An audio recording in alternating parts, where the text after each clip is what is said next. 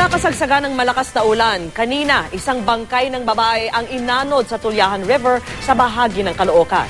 Saksi si Ivan Mayrina.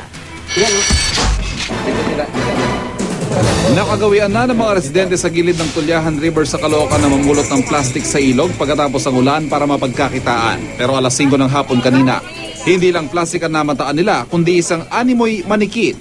At nang lapitan, laking gulat nila dahil bangkay pala ito ng isang babae. Magana ba o mukhang kakalunod lang? Kalunod lang ako. Kasi dumudugo pa eh. May sugat niya dito eh. Dito. Nakapulang t-shirt at checkered green shorts ang babae na hanggang balikat ang haba ng buhok. Hindi pa rin siya nakikilala.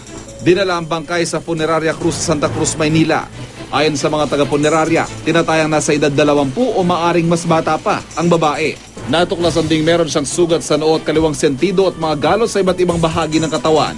Tingin ng mga residente ang mga sugat na ito ay dulot ng pagkakaanod ng biktima sa ilog pero hindi pa tiyak sa ngayon kung pagkalunod nga ang sanhi ng kanyang pagkamatay.